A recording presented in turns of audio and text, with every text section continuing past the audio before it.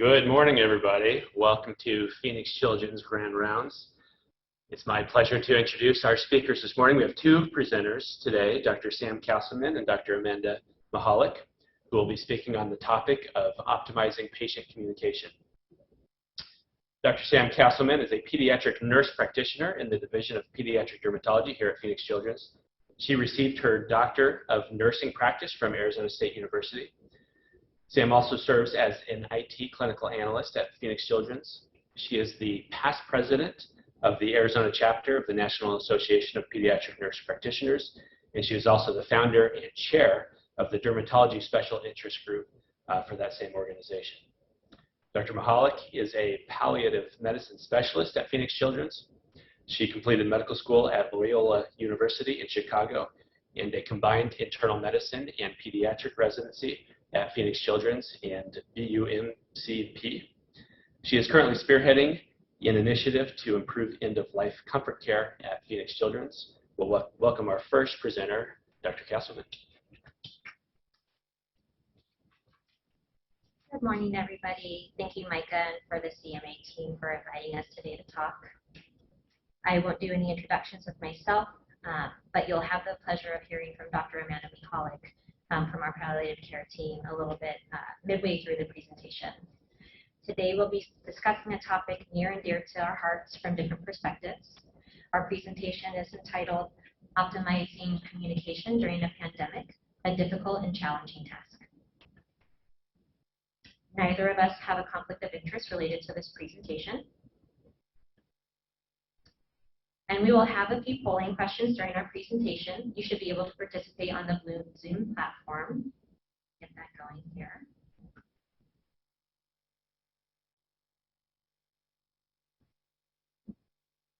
Wherever you are, please sit back and take a trip down memory lane into your personal and professional experiences you've had with your patients. And please answer this polling question. Do you feel confident in your understanding and ability to provide family-centered care in your practice setting? I'll give you about 10 more seconds.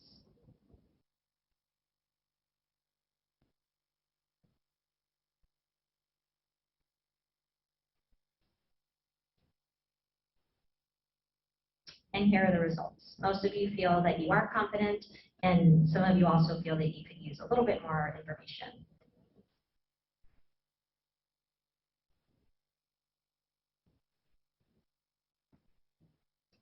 So we will begin with the case study.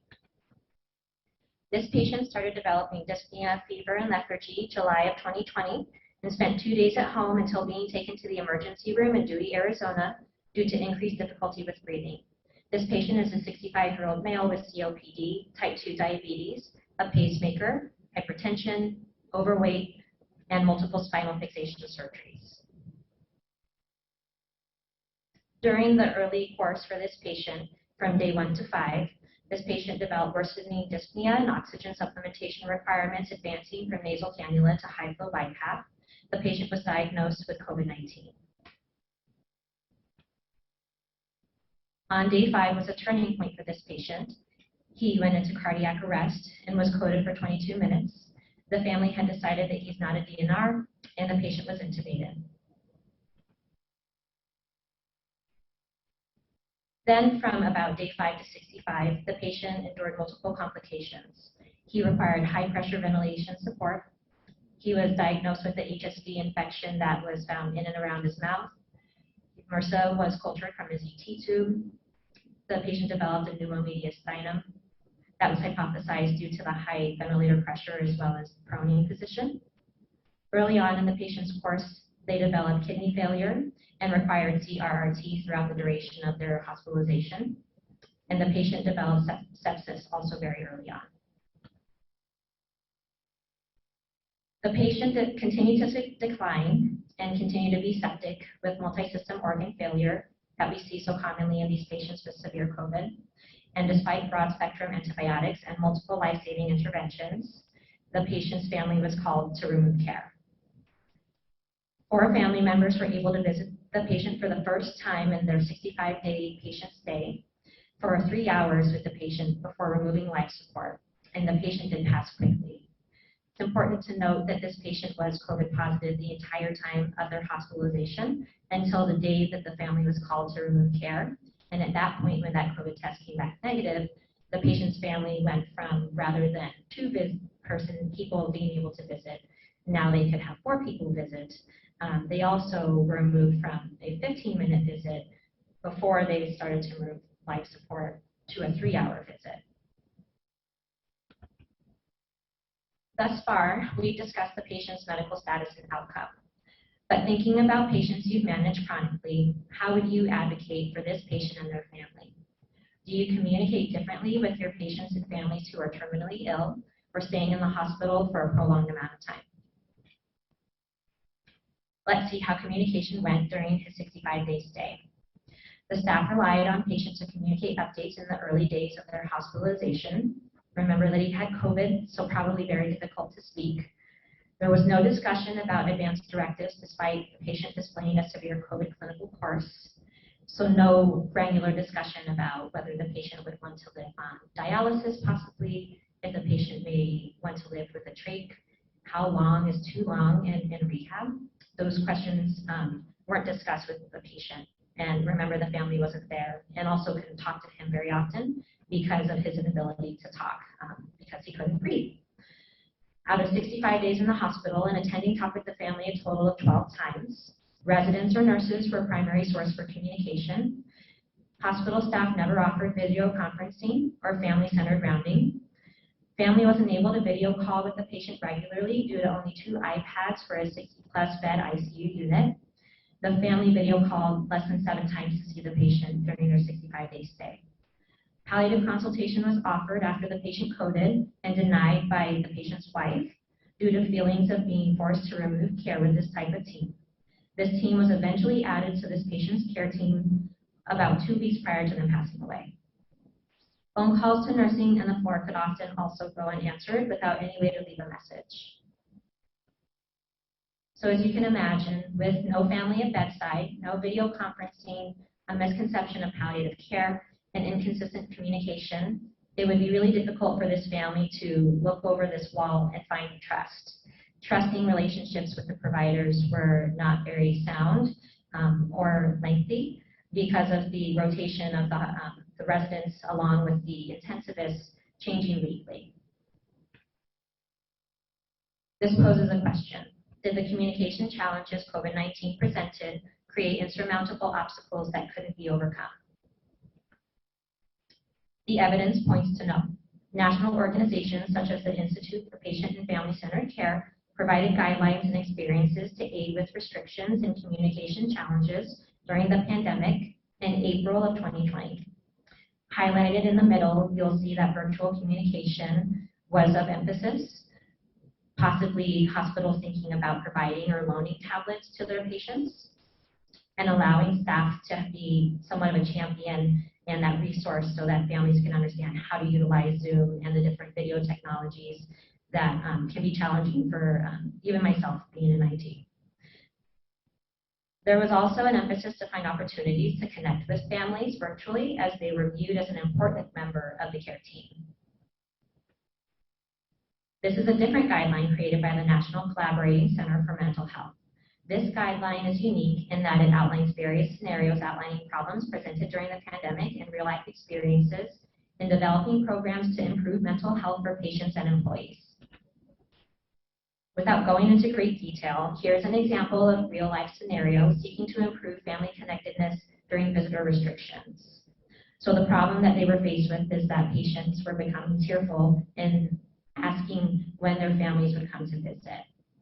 They utilized Samsung tablets that were already on the ward and set up video conferencing. And the feedback is generally that it went well to those with the capacity and those who were asking to see family. Overall, there were many benefits for the patients who could have visual contact with their family as well as from the employees. I thought that this was a really nice infographic also found in this guideline, developed to combat the challenges of having difficult conversations with families. A simple Google search of improving family connectedness during the pandemic will bring you to several publicly available guidelines that were created as early as 2020. and to meet the need of the unique challenges the pandemic presented to us. So remembering our patient, recall the previous slide with communication issues. Their medical stay was important and also emphasized and articulated to the family. However, the stay was also wrought with many communication breakdowns and disappointments, therefore inhibiting trust between the family and with the care providers. One could chalk this up to bad timing. Remember that hospitalization was from July to September of 2020.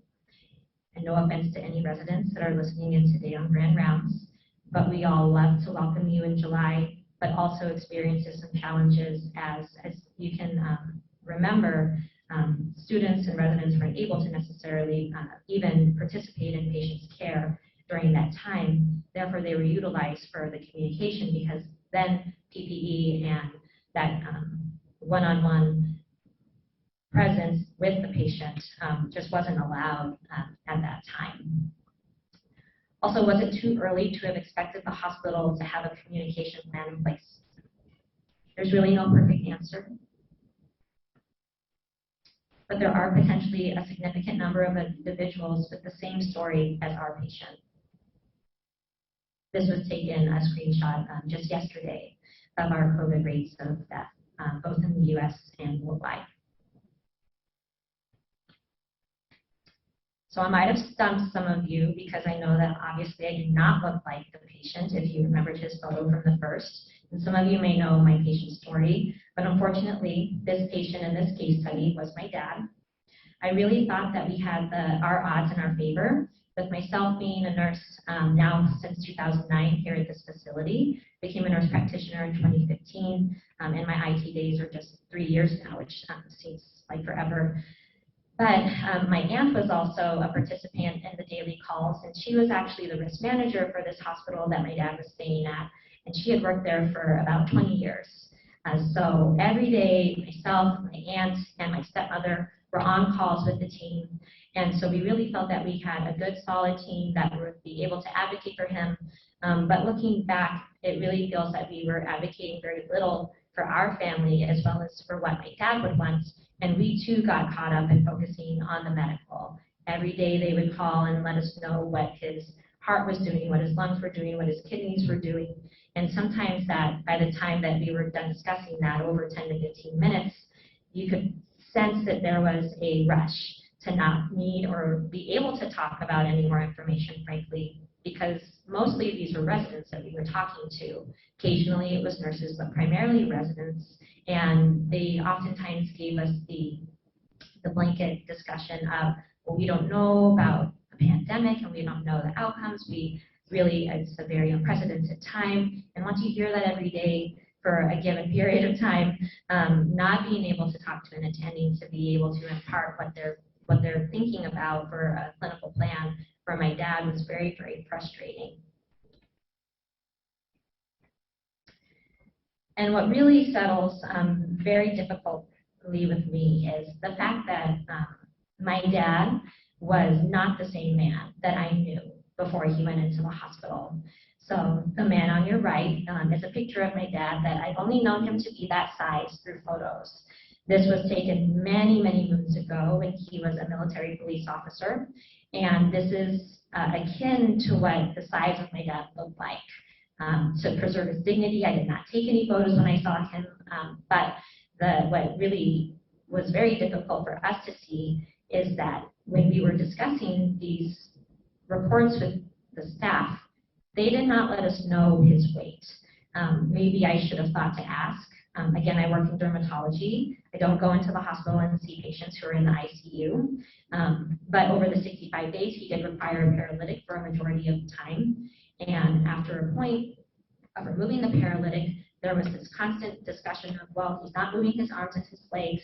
It's been a week or two, but there was never this advocacy on his part to say, hey, like, I know that you guys are thinking that this man is strong, like the individual that you see on the left, typical big dad belly, big legs. He was a police officer, so you oftentimes he wasn't a donut-eating police officer per se. He was a larger man, but strong. because you always have to retest physically every few years for the police department. So what we were envisioning as my father as being strong, in reality, what they were seeing was a man that looked like the picture on the right. And that part of it was very unforgivable to me. When we came into the room and I showed them this picture of this goofy picture of my dad, they were just aghast. They didn't know what to say. They didn't know what his admit rate was. And the time that I figured out that he had actually lost so much weight was only because the video call was further back on his bed, and they happened to have the bed sheets down. And so when they had the bed sheets down, it was very apparent that he had no stomach. All of the other video calls were from about the neck up, and his face looked the same way that it did in the photo on the left.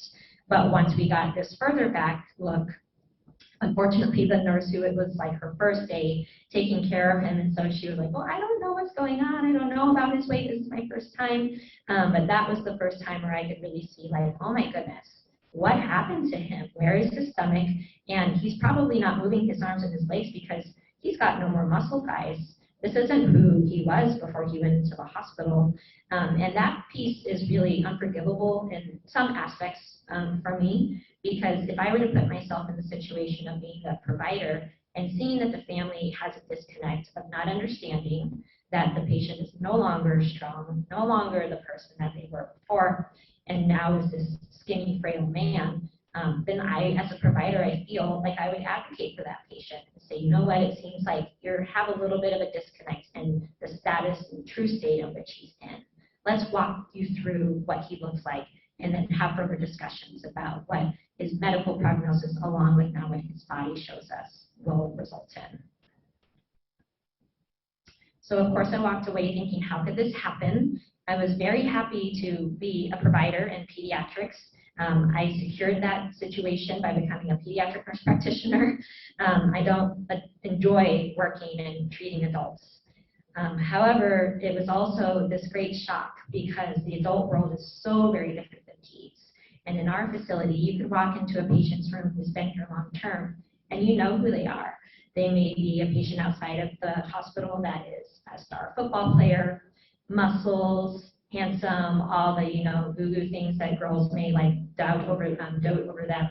But in the bed, you may see a frail, bald individual who's been here for a long time managing their cancer. So I guess in my mind, I thought that maybe this would be the same experience that we have in adult worlds, at least that there was this advocacy and wanting to know who the patient is, especially when they're there for so long. The communication lack of plan was very evident by the time that we were done, and a frustrating piece, but the lack of resources is really what stuck with me so much. The fact that we could call and not have the ability to talk with my father, when he was intubated, because they only had 2 iPads for the whole ICU unit. This was a 60-bed ICU unit, and the fact that they only had 2 was very confusing for me in this day and age in technology, and how readily each of my patients come in with a tablet pretty much every day. That was really sad to see. I walked away thinking that there must be a better way. So highlighted here is a snippet of the array of articles focusing on improving communication and formalizing concepts around family-centered care. Our amazing librarian, Kathy Zableski, quickly provided over 10 pages of articles with these similar themes: system factors influencing the use of family-centered rounds, key considerations for effective serious illness communication over video or telephone during the coronavirus disease, parent perspectives on participation in family-centered rounds, integration of mobile devices, and so on and so forth. It was evident that communication has always been a challenge pre- and post-COVID, and exciting to see that there were many articles that came out because of the pandemic, but also very frustrating thinking about our patient experience. The core theme in the literature focused on family-centered care, which encompasses 4 essential pillars: respect and dignity for all, sharing useful and unbiased information in affirming ways, encouraging patients and families to participate in care planning and decision-making, and collaborating with patients and families in the development of policies, practices, and programs. The research shows that utilizing a family-centered care approach to patient care delivery can alleviate stress and anxiety, increase family satisfaction, improve communication, improve health outcomes, and decrease length of stay. STC relies on an interdisciplinary approach, family-centered rounds, frequent family meetings, ensuring an adequate family support environment, clear information to the family, inviting the family to participate, and resources to support communication. One article was interesting in that families felt that that invitation had to be provided in order to feel like they were a part of the care team. That brings us to our next polling question.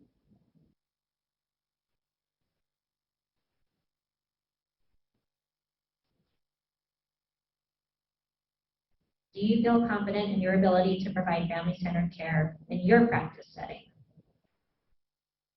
We will give you about 10 more seconds.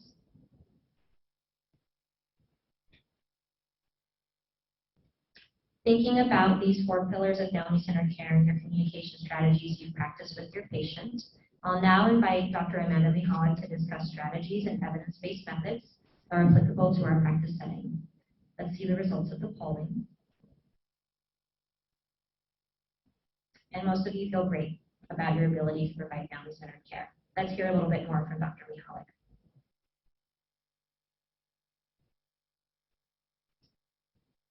Thank you so much, Sam. Thank you for being willing to share your family story and highlight for us what so many of us actually already know and understand, how difficult it is to have appropriate patient-centered care. Like most of you on the polling questions, I like to believe that we do actually a really excellent job of doing this here at PCH. But if it's okay, I'd like to take a little time to explore that further. What are the things we can do as individuals, particularly for our learners and those of us who are at the bedside frequently, to determine, let's make this better. How can we improve? We'll try and highlight some of the things we do well here already at PCH and continue on forward.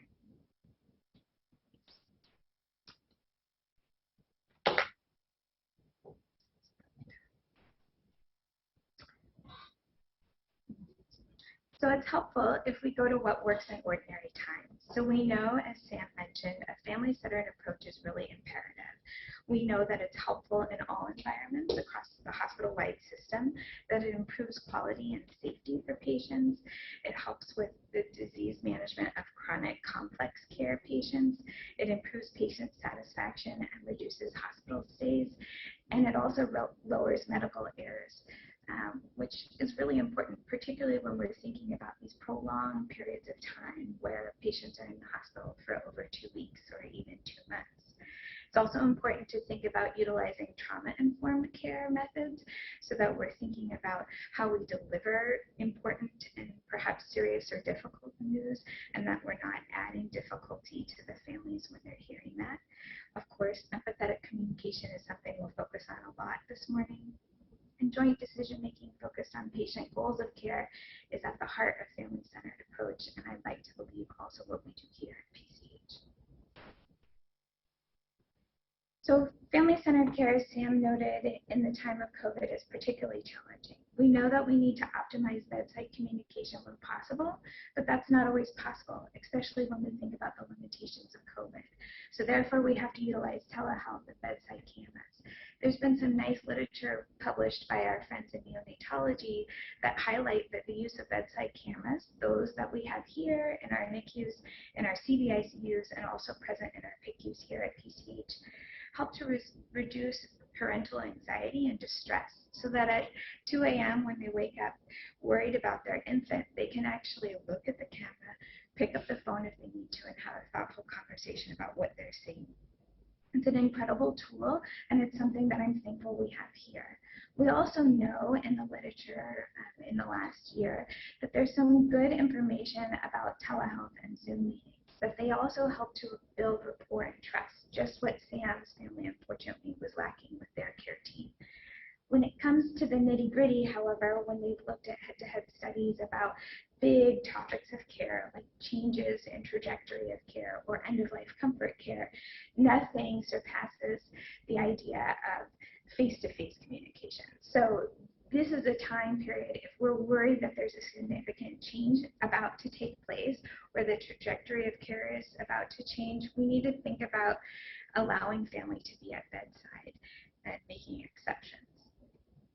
Of course, the barriers that we can all immediately think of to patient-centered communication in the time of COVID, or any time really, include the PPE that we have to wear and how that creates a physical barrier, the visitor limitations, which we know in a national-wide study that looked at all pediatric hospitals, that PCH actually was within the majority. About 40% of the largest pediatric hospitals only allowed 2 visitors, 1 at a time. And we know that significantly impacts family coping, because now your significant other or your other support person is no longer able to be at the bedside with you, both receiving information and helping to process that.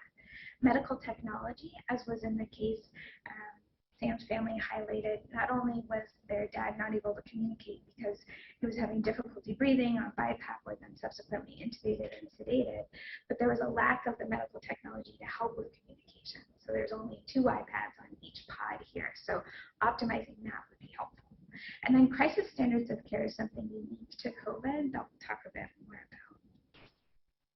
So despite these barriers, I still have hope and faith that we can provide empathetic communication. So a nice mnemonic that I'm hopeful our learners can utilize is I care. The idea that we can introduce and state our role and our reason for our visitation every time we meet a patient or family. We can collaborate with the patient and family. We can acknowledge the emotion as well as the situation that they're in. We can use reflective listening to really hear what they're saying. And then expectation setting is huge. We need to make sure that we're not just giving them the information of X, Y, and Z and what are the labs, but what are we expecting today? What are the next steps in care? What will we be hopeful for in the next week to see positive change? There have been some nice tools created, as Sam highlighted. There's a couple more I'd like to add for suggesting frameworks for daily communication. This group out of Ann Arbor, Michigan, that worked at the VA hospital there helped to create these strategies for daily communication. And I'd like to spend a little time going through it because I think it's worthwhile.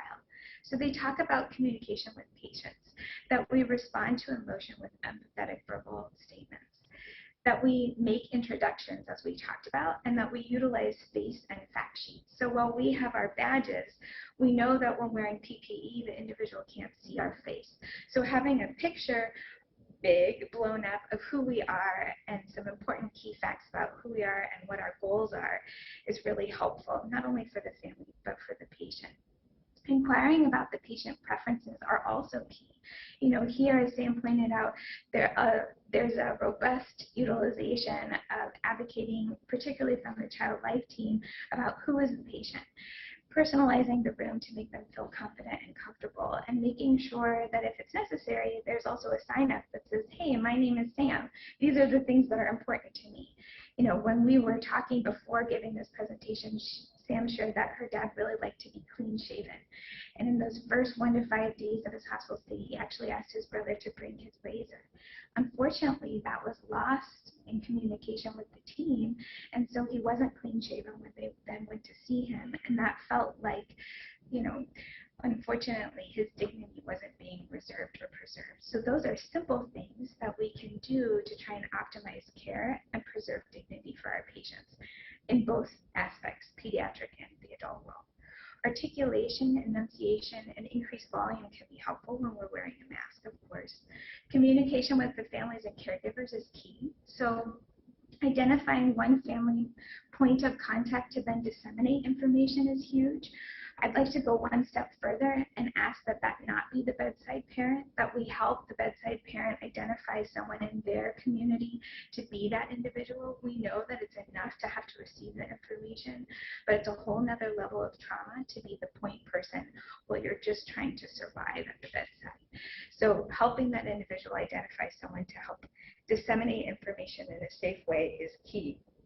Consider video platforms for family meetings. I can think of in the last year multiple family meetings where we've utilized Zoom, and it's been wonderful. We've had family members from across the country Zooming in to help families who are at bedside navigate these difficult conversations and make significant decisions around goals of care for their loved ones and their children. Engaging the family members and caregivers to develop a patient-centered discharge plan is key. But if we're not moving towards discharge, I want us to think about what are the next big steps? Where are the forks in the road that we can perceive that we need to be thoughtful about and we should be anticipating? If care goes this way, that's wonderful. If care doesn't go as anticipated or hoped, how do we have those thoughtful conversations? We want to prepare our families in advance to be thinking about those difficult conversations and what their goals would be. So in Sam's family situation, if I see that he is dwindling, and now I'm worried he is ICU muscle wasting and is unable to achieve the goals that we would hope, let's have a thoughtful conversation about that. In 1 week's time, if we're not where we want to be, we need to have a thoughtful conversation about that. It's also important, of course, to assess the patient and the caregiver's healthcare literacy, right? What level of understanding do they have? Sam's family was quite medically savvy, but there probably were other family members like his wife, Sam's mother-in-law or stepmother, who didn't know much about medicine and therefore weren't able to really grasp the significance of what was going on. Oftentimes, those of you who've worked with my partners in palliative medicine will hear us ask the question, how do you like to receive information? Do you prefer written word? Do you like to see images? Are the images too difficult for you to view? It's important to ask, and we'll talk about that more. Communication within the healthcare team is also important, and there's a little bit of a fad bubble right now around team huddles, and of course I'm working on that as well here at PCH. But the idea of having a separate time to work as a team that's not morning rounds is really imperative. During those team huddles, you can invite individuals like our subspecialists or perhaps even the PCP who's had this 40-year-long relationship with the patient to give us insights into who they were in the world, what was important to them. Even if we're meeting them in crisis times and we don't have the ability to have a thoughtful conversation about their goals of care, the hope would be that their primary care physician has. And that's where those two worlds can come together and work for the benefit of the individual in the bed. It's also important to consider automatic consultation for palliative medicine for appropriate patients. And I'd like to just note that that doesn't mean someone who's at end of life, that anybody who is exquisitely fragile, who's medically complex, or who's had a life-changing event, such as a prolonged hospital stay, deserves a palliative medicine consult, or at least should be considered as such. And the hope would be that we can shift away from this idea or the stigma or misunderstanding of palliative medicine as only end-of-life care. Because my hope, of course, is that it truly is not.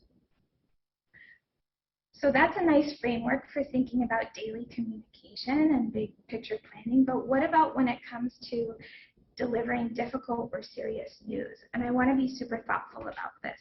So there's a nice group called Vital Talks, which has incredible resources for all learners and all providers at every different level about how to optimize your communication and be thoughtful about how we deliver difficult or serious news. And they have three basic pillars to communication. The first is dealing with emotion is more important than giving lots of information. Of course, we know this. Information is best delivered in small packets and starting with a headline. So we know oftentimes we give too many statistics. We talk about the data, the labs, but we're missing out on the important big picture. And for the family, the creatinine level may be important because that's what we've been highlighting, but the big picture is the kidney dysfunction and how that will impact the life moving forward.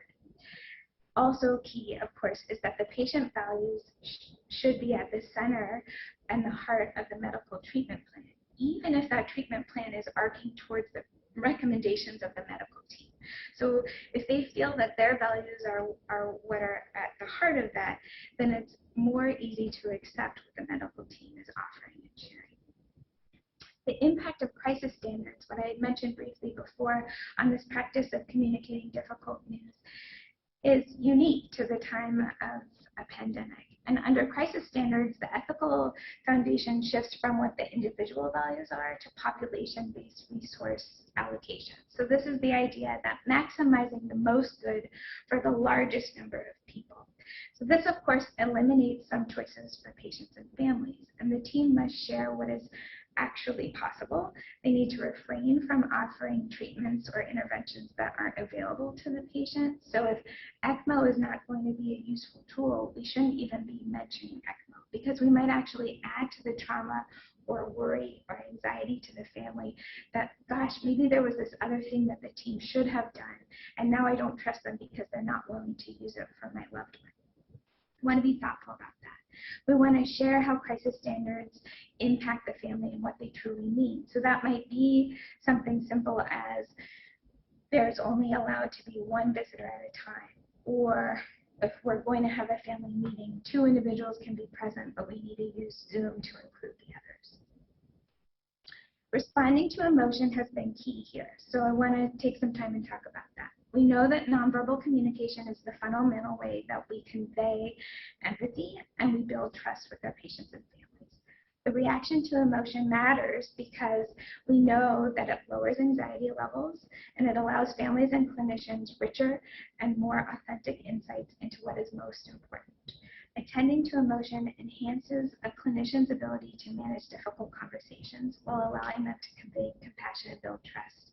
So all too often, even before COVID times, people will become tearful or emotional, and our go-to is to talk about statistics. Well, maybe there's an 80% chance, or maybe there's a 15% chance, but those things actually nullify our ability to be present, to sit in silence and recognize that this is an emotional time, and takes away from our humanity.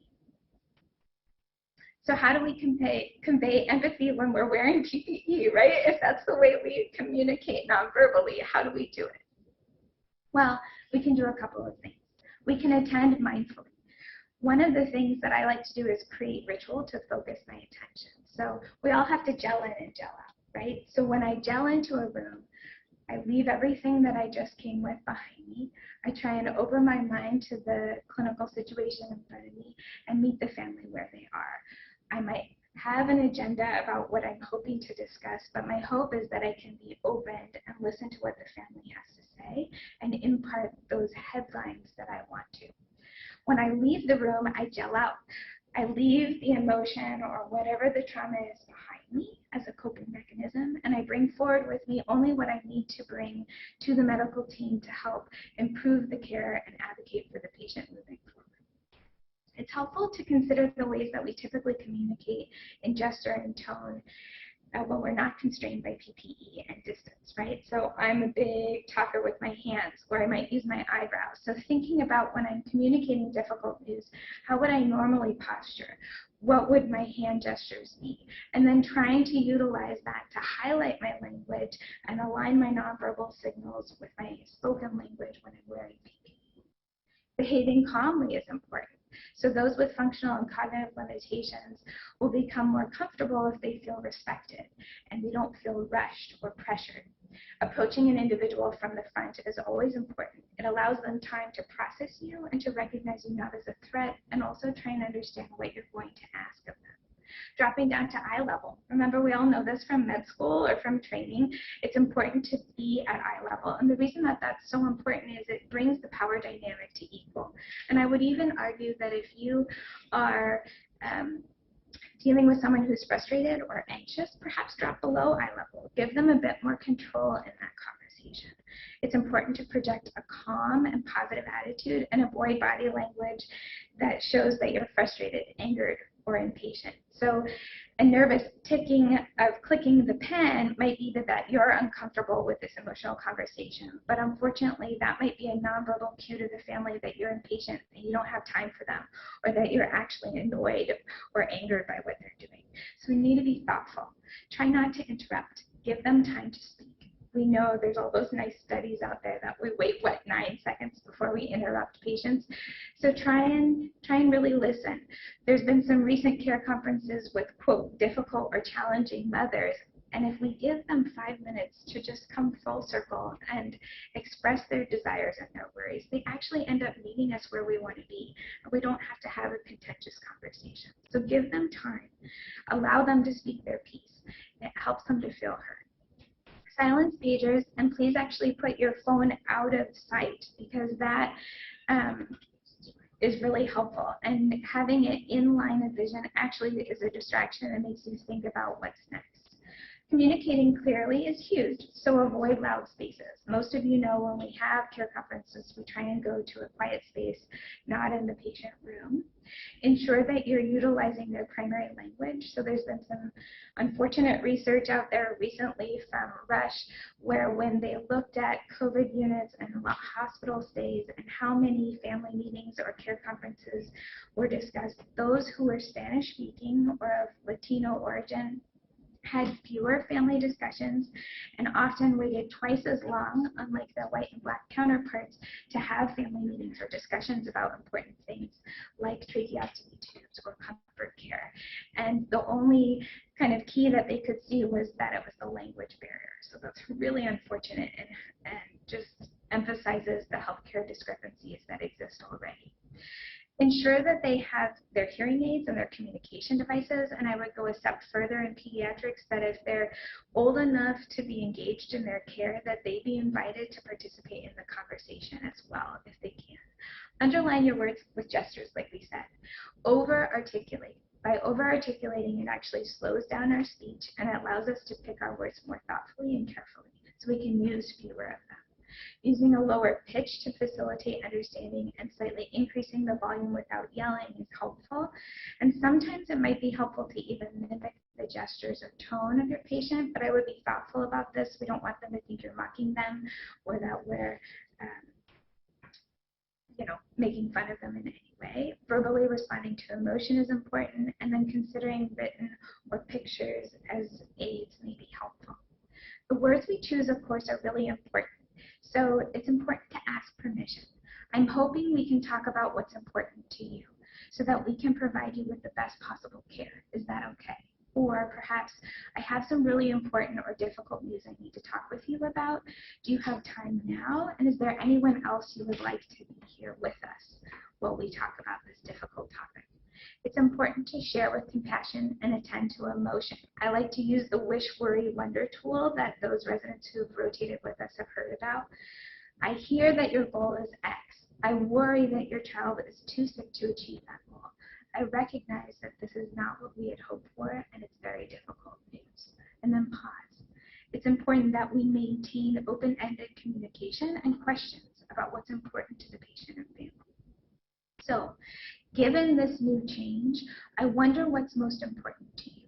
What are you most worried about? How can we move forward together? And always, it's important to reaffirm commitment to care. So we will do everything in our power to focus on X and help you and your family. Those of you who've worked with me in care conferences know that I often will say it's important that you know that as medical providers, our job is to first and foremost keep you safe, to ensure that we're communicating honestly and openly, and that your care is in line with your goals. So there's many tools, and for the sake of time, I won't go through all of them, but it's important that we're engaging the patient and family, that we're utilizing both synchronous and asynchronous communication. So that means communication with both the patient and family, as well as with the family alone and the patient alone. That we're engaging the family and the patient in the environment. So asking the family, what's important about your patient's environment? And asking the patient, what's important about your environment? It's also important, like Sam was saying, to disclose what does the room look like? What does the patient look like? What is it that they're experiencing on a daily basis?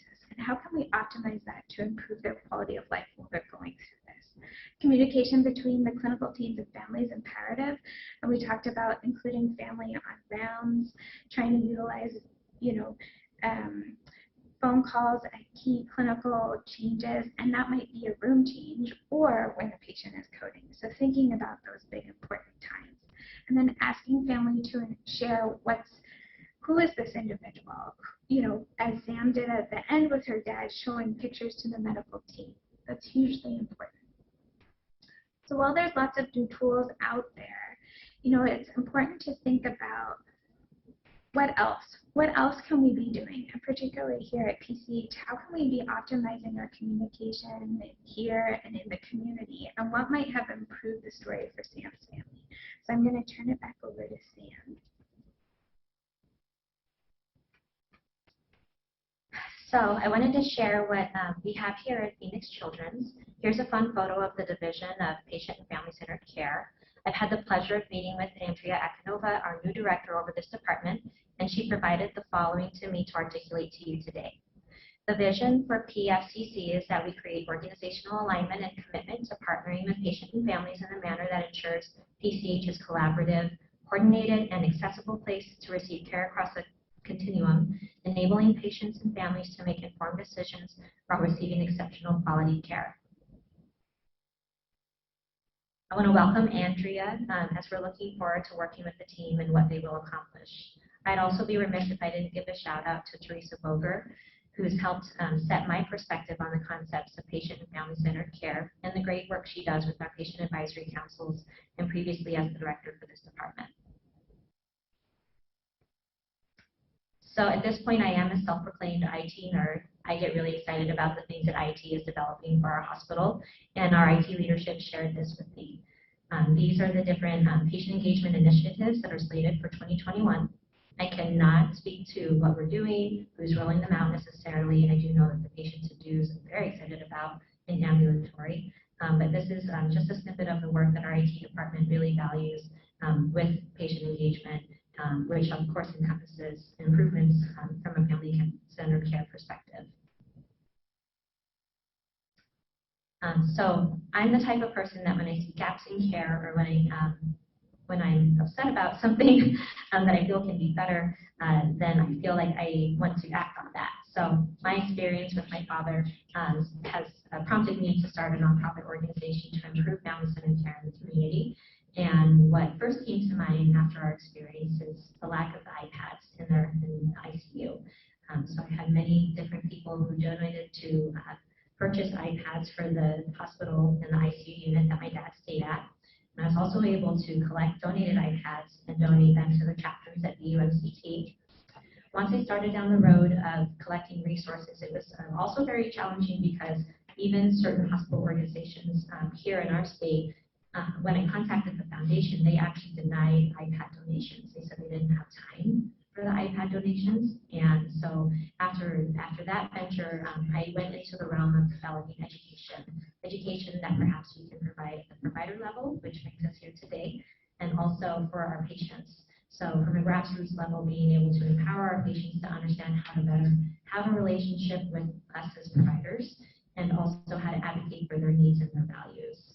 And so Speaking Life is an organization that will be nonprofit, offering exactly what I'm not completely sure, but in my spare time, I'm developing different tools and resources to help our Arizona community have a better relationship with their providers, embodying the concepts of family-centered care.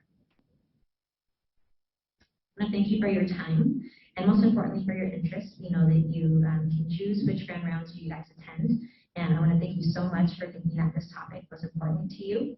Here's the contact information for both Dr. Mihalik and I. And I give a special thank you to Amanda for her true blind trust in partnering with me. I heard that she was a great from Tresia, and I shot her off this email. She didn't even know me, and I just said, hey, I really want to do a grand rounds, and I heard that you would be excellent in doing a presentation with me. So thank you so much to her. I've learned so much in enhancing my ability to have difficult conversations. Arguably, I feel like I have more difficult conversations in my IT role than I do in dermatology. No offense to anybody. But thank you so much for joining us today, and we'll open it to questions. Dr. Mihalik, Dr. Castleman, thanks so much for that great presentation and for your stories, and also just the great reminders on bedside manner. I learned a lot, and definitely some great tips. So I have some questions for you. I want to start with a great question from Josh Cook in the ICU. He asked, when my father died this past winter, one of the best things the inpatient hospice team did was ask us about shaving him, and doing that when he was transferred from the ICU. It was incredibly powerful and humanizing. I never would have thought that as a provider. What are some pediatric equivalents that are really powerful to families that we may not think of as healthcare providers? Yeah, it's a good question. I think it's probably individual to the patient, but being able to bathe or wash the hair or to or to braid the hair of a child, or to paint their nails, those kinds of tender things that allow them to be human and back to themselves are really powerful. So I think that's key. The other thing I would say is being able to dress them in the clothes that they're most comfortable in. So if we can get them into the things that they identified or that they loved themselves, that's really powerful.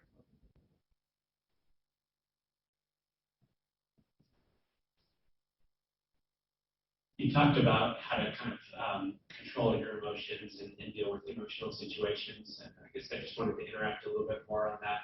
When it is a tough topic, whether it's end of life, whether it's a family that's frustrated and upset, I think it is difficult to control your emotions as the provider.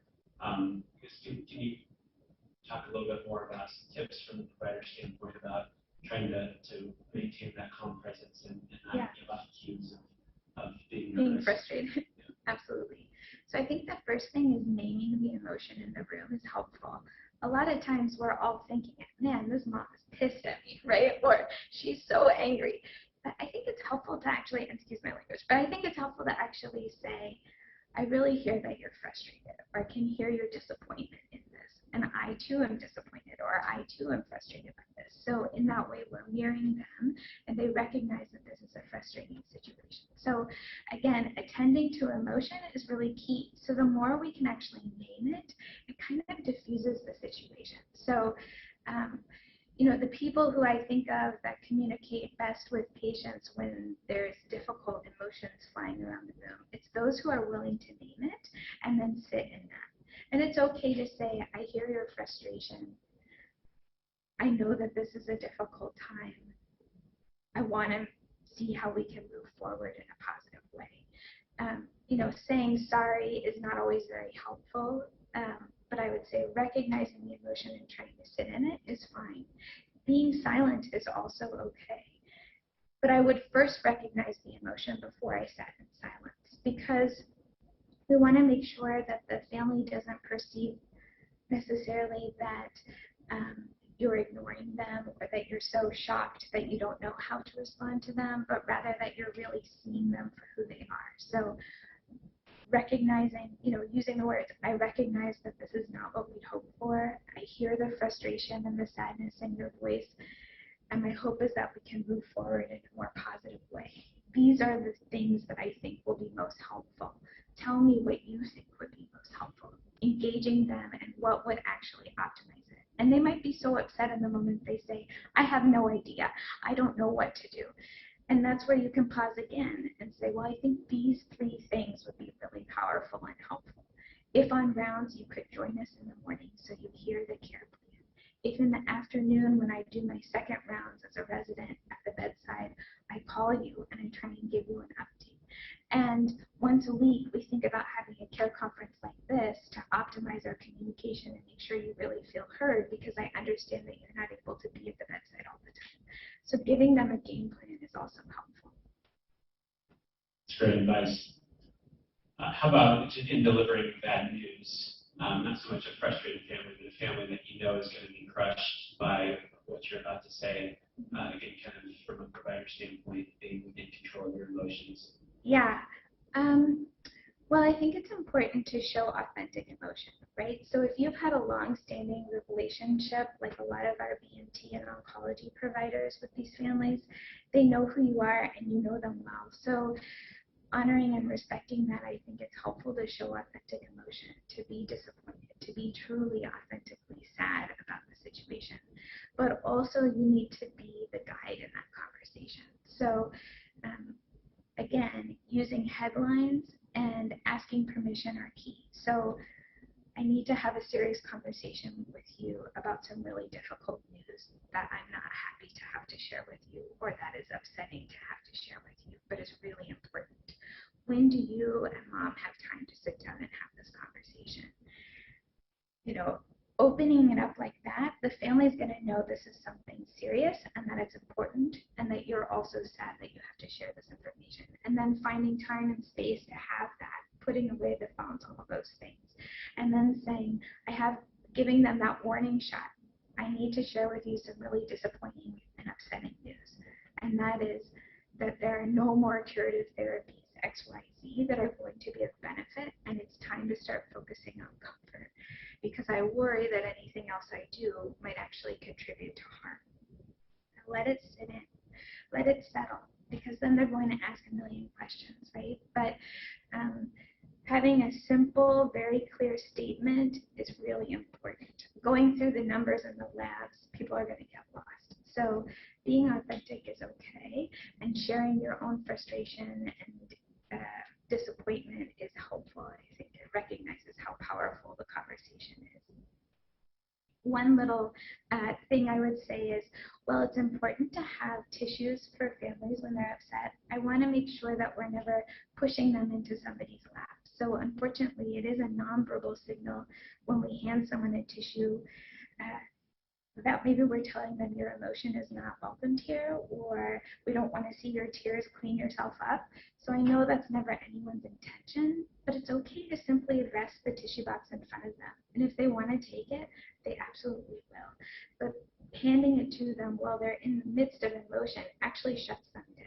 So it's important to give them time to experience what they need and then take that tissue if they need it. So just a tip for people in care conferences or when delivering difficult news. Dr. Castleman, Dr. Mahalik, thank you so much for the timely and fascinating presentation today. Really enjoyed it. Thank you. Thanks, everybody. Have a great day, Have a everybody. great day.